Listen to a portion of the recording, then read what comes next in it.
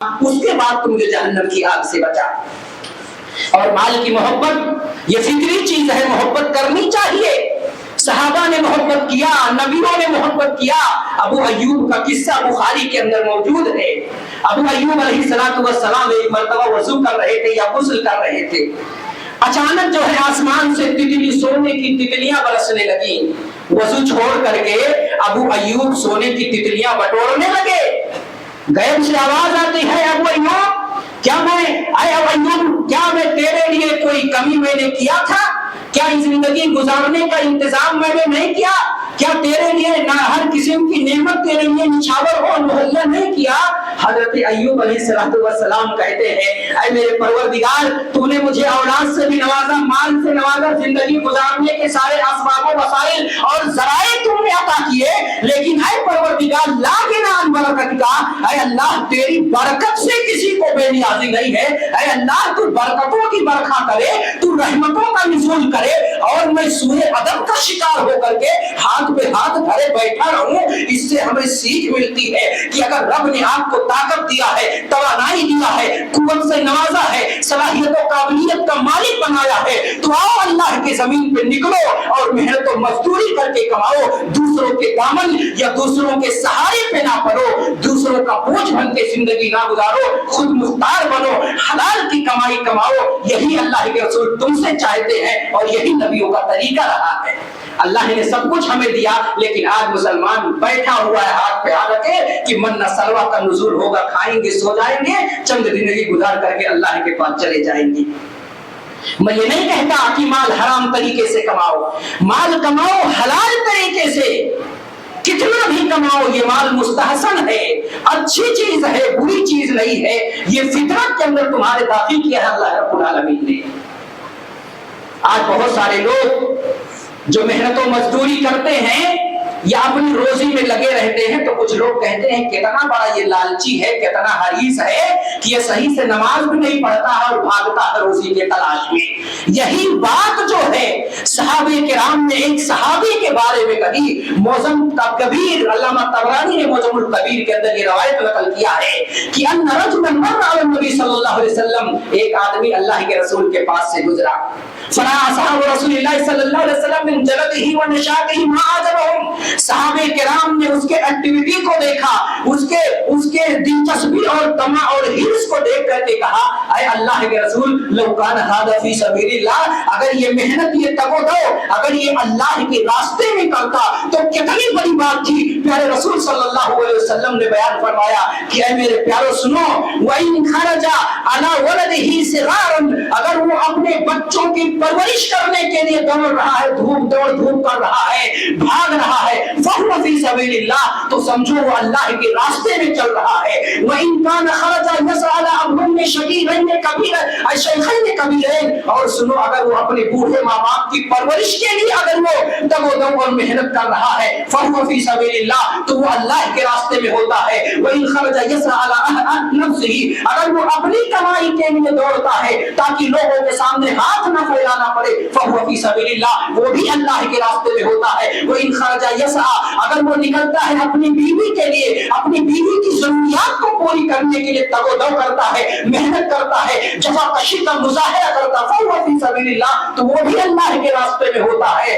اور اگر اس نے دکھانے کے لیے، سیٹ بننے کے لیے کہ لوگ سلامی مارے، ہمارے یہاں آ کر کے بیٹھ کے چائے پیے، ہماری شہرت کے ڈنکے بجے، اگر شہرت کے ڈنکے کو بجانے کے لیے، ریاکاری اور تفاخر کے لیے اگر وہ نکلتا ہے، تگ و دو کرتا ہے، اللہ کے رسول کہتے ہیں فَهُوَ فِي سَبِيلِ الشَّيْطَانِ، تو سنو وہ آدمی شیطان کے راستے میں ہوتا ہے۔ پتہ یہ چلا جو مال کا حریص ہوتا ہے، نماز پڑھ کے فوراً نکل جاتا ہے، مال کی محبت اور حرص اور تمام وہ تگ و دو کرتا ہے، تو اس کو آپ برا نہ کہیں، وہ اللہ کے راستے میں ہوتا ہے۔ اور اللہ کے رسول نے اس کے اس عمل کو مستحسن اور بہتر قرار دیا، جس عمل کو جناب محمد رسول اللہ مستحسن قرار دے، ہماری کیا مجال کہ ہم اس کو جو کہیں کہ یہ برا عمل دے۔ اللہ کے رسول اور اللہ رب العالمین نے کمائی کے تمام حرام وسائل، چاہے چوری ہو، چاہے سود ہو، چاہے चाहे इसी तरह से जुआ हो, चाहे रहज़नी और डकैती के जरिए जो माल कमाया जाता है, ये सारी इन तमाम तरीकों से माल का कमाना हराम और नाजायज है। और इसीलिए अल्लाह रब्बुल आलमीन ने, ताकि ये उम्मत हर्ज के अंदर मुब्तला ना हो, परेशानी के अंदर मुब्तला ना हो, उसके लिए कर्ज के रास्ते खोल दिए कि अगर तुम्हें जरूरत पड़ जाए तो तुम कर्ज ले लिया करो। अल्लाह के रसूल ने एक यहूदी से कर्ज लिया और उसके बदले में आप सल्लल्लाहु अलैहि वसल्लम ने अपने ज़िरा को गिरवी रख दिया और कहा कि जब मैं तुमको रकम अता करूंगा तो ये ज़िरा तुम मुझे वापस कर देना। और कुरान में अल्लाह रब्बुल आलमीन ने फरमाया, या अय्युहल्लज़ीना आमनू इज़ा तदायनतुम बिदैनिन इला अजलिन मुसम्मन फक्तुबू, अरे मोमिनो सुनो, अगर तुम दैन मुदायना करो, एक दूसरे से कर्ज का लेनो देन करो तो सुनो, एक मुकर्रर मुद्दत तक के लिए करो, मुद्दत मुतय्यन कर दो और लिख लिया करो। कर्ज लेने वाला भी लिख ले, कर्ज देने वाला भी लिख ले, टाइम भी लिख ले, सिग्नेचर भी करवा ले और साथ ही साथ मुद्दत की तायीन हो जाए, ये रकम मैं तुम्हें दे रहा हूं, यह रकम तुम मुझे कब लौटाओगे। अगर शरीयत की निगाह से देखा जाए तो कर्ज का लेना और कर्ज का देना दोनों जायज है, लेकिन एहतियात का पहलू यह है कि कर्ज ना लिया जाए, कर्ज का मुतालबा ना किया जाए। जायज के बारे में बात नहीं करता, जहां तक जवाज का मसला है तो इस पर तमाम उम्मत इस्लामिया का इत्तेफाक है कि शरीयत इस्लामिया के अंदर कर्ज का लेना जायज और दुरुस्त है, लेकिन उलमा ने इसे मकरूह समझा है और इसके अंदर एहतियात करना चाहिए। असल यही है कि कर्ज जब एकदम बहुत जरूरत पड़ जाए तब आदमी कर्ज ले, वरना ऐसे ही हाजियात के लिए, तहसीनियात के लिए, मुकम्मिलात के लिए कर्ज ना ले किसी से, क्योंकि उमर इब्न खत्ताब ने फरमाया था, इय्याकुम वद्दैना फइन्ना अव्वलहु हम्मुन व आखिरहु हरबुन, ऐ लोगों कर्ज लेने से बचो, कर्ज लेने से बचो। इसकी शुरुआत जो होती है ये हुमूम से होती है, टेंशन और परेशानी से होती है। कर्ज देने वाला भी टेंशन में मुब्तला हो जाता है और कर्ज लेने वाला भी टेंशन में मुब्तला हो जाता है। देने वाला इसमें टेंशन में मुब्तला होता, पता नहीं ये आदमी मुझे देगा कि नहीं देगा, ये पहली टेंशन है। और वो ये भी सोचता है कि हो सकता है इस पैसे की जरूरत मुझे पहले पड़ जाए तो मैं कहां से पैसा लाऊंगा।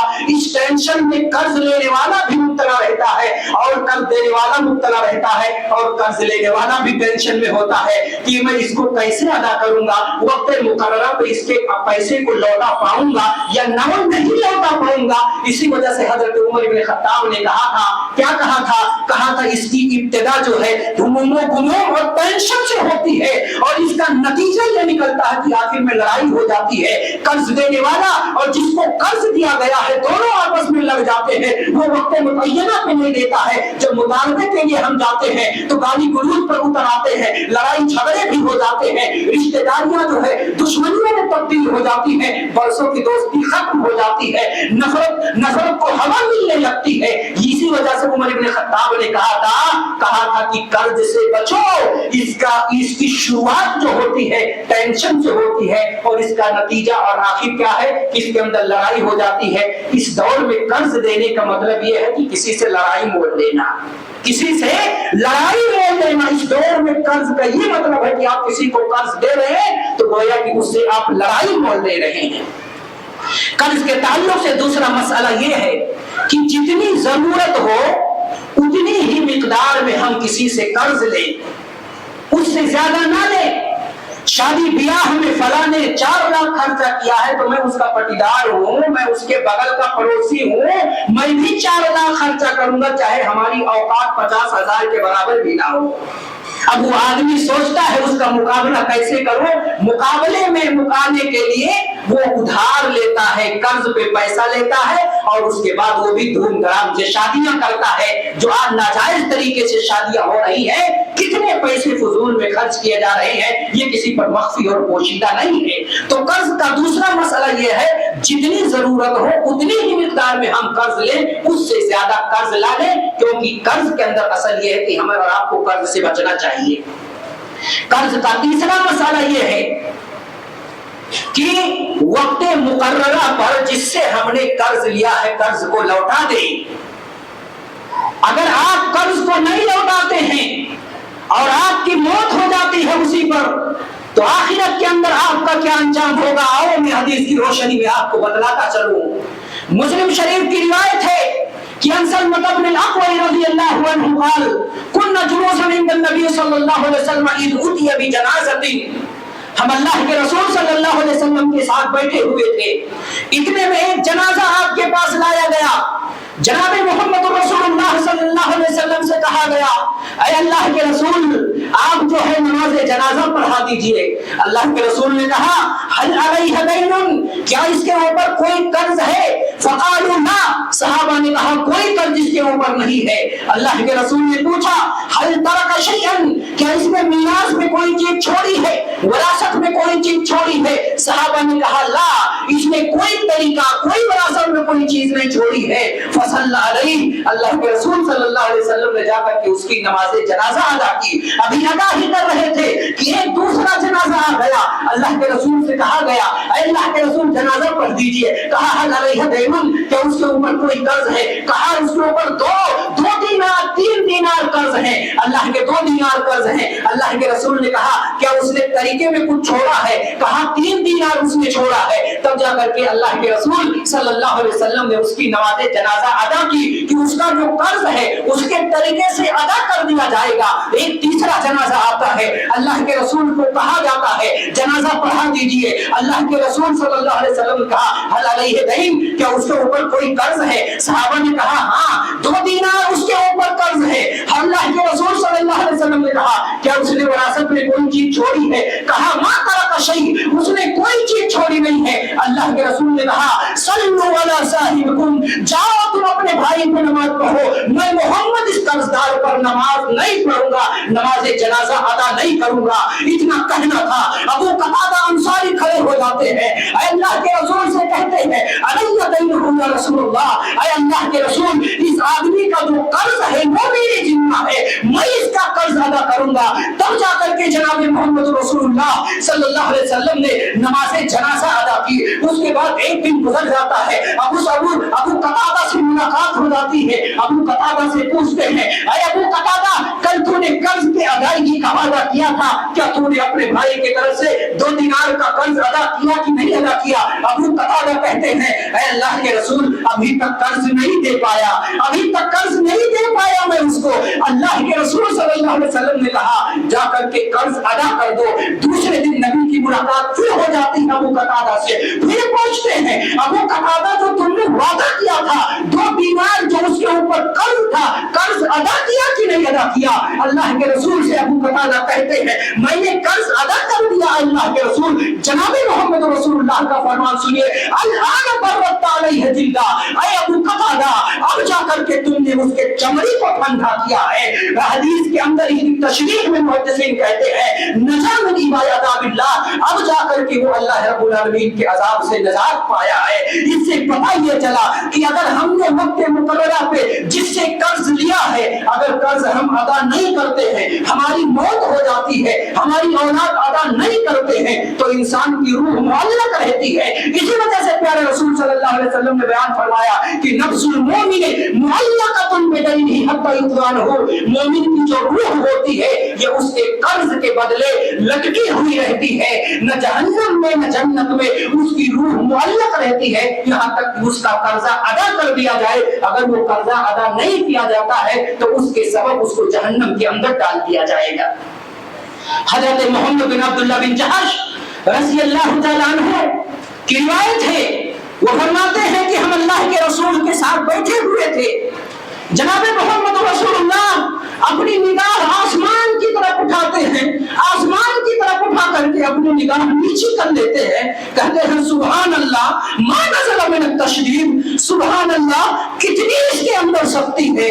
صحابہ کرام سنتے ہیں لیکن ڈر کی وجہ سے اللہ کے رسول سے نہیں پوچھتے ہیں کہ کس کے بارے میں اللہ کے رسول کہہ رہے ہیں سبحان اللہ بڑی سختی ہے، سبحان اللہ بڑی سختی ہے۔ دوسرے دن جناب محمد رسول اللہ آتے ہیں، صحابہ پوچھ لیتے ہیں اے اللہ کے رسول کل آپ نے ایک جملہ کہا تھا، آپ نے ने आसमान से अपनी निगाह नीची की, अपने सर पे हाथ रख के कहा मा नज़ल मिन तशदीद, कितनी शक्ति है इसके अंदर, कितनी शक्ति है इसके अंदर। इसका क्या मतलब है? अल्लाह के रसूल फरमाते हैं लौ अन्न रजुलन कुतिला फी सबीलिल्लाह सुम्मा उहिया सुम्मा कुतिला सुम्मा उहिया सुम्मा कुतिला सुम्मा उहिया सुम्मा कुतिला व अलैहि दैनुन मा दखल जन्ना हत्ता युक़दा अनहु। ऐ मेरे प्यारो सुनो, ऐ मेरे प्यारो सुनो, जो शख्स अल्लाह के रास्ते में शहीद हो जाए, फिर रब दोबारा जिंदगी दे, फिर दोबारा शहादत नसीब हो जाए, फिर रब जिंदगी दे, फिर तीसरी मर्तबा जिंदगी दे और तीसरी मर्तबा शहीद हो जाए, इस हाल में वालैहि दैनुन, और उसके ऊपर कर्ज हो, वो मकरूज रहा हो,